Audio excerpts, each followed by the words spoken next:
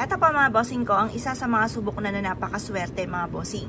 Basta kung ano man ang mapapanood ninyo at parang ikikinabahan at parang ikaw ay po'y excited, masaya ka, gawin nyo po yan mga bossing. Kasi sign na po yan na maaaring yung pinapanood ninyo ay maaaring dyan na kayo suswertein.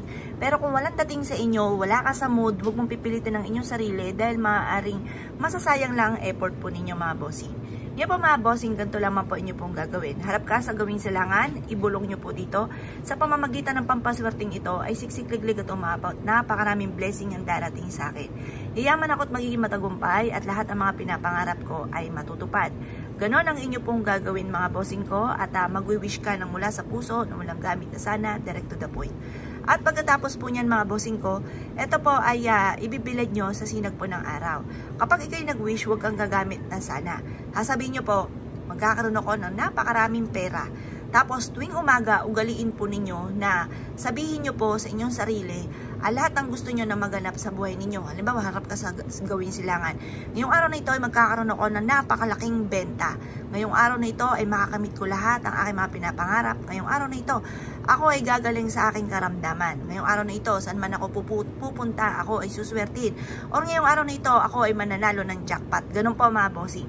Kasi sa bawat araw, at yan po yung sinasabi po ninyo, yan po ay nagtatawag ka ng swerte or kaya po ay tinatawag mo ang matagal mo ng pinapangarap. Swerte po yun. Subukan nyo po yun mga bossing. Ugaliin ng mga magagandang salitain at kalimutan ng mga pangit na salitain. Pagtapos po niya na ibilad nyo ito sa sinag ng araw hanggang alas 8 ng umaga. Makalipas ang alas 8 ng umaga, kung kayo ay aalis, isiksik nyo po ito sa inyo pong bulsa. Or kaya po ilagay sa inyo pong pitaka, ilagay sa inyo pong bag, or ilagay sa kaha ng inyo pong kaperahan mga bossing. At pagkatapos po niyan mga bossing ko, iaadya ka naman ito kung saan lagi kayo suswertihin. Makakaisip ka ng mga ilang mga bagay na wala sa isipan ninyo na maiisip mo na yung pala ay dito ka suswertihin. Yan po ay proven at isa rin po ako dyan. Dati parang feeling ko'y wala ng pag-asa, laging malas. Yung po mga bossing ko'y napalta ng pagiging positibo. At yun nga po mga bossing ko'y maraming mga blessing na hindi ko inaasahan. Ni sa aking pangarap ay wala mga bossing. Na nakamit ko ay labis-labis sa aking mga hinihiling.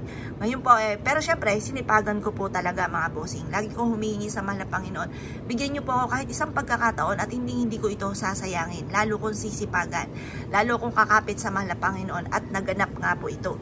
Ngayon po mga bossing, kung kayo po isa sa mga naniniwala, ay mas mainam na meron kayong mga pampaswerte dahil mas maganda po yan na kayo naniniwala dahil mas nagiging positibo kayo sa buhay. Ang taong mahilig sa mga pampaswerte ay higit na nagiging positibo sa buhay. Kesa naman doon wala pinaniniwala at bahala na si Batman.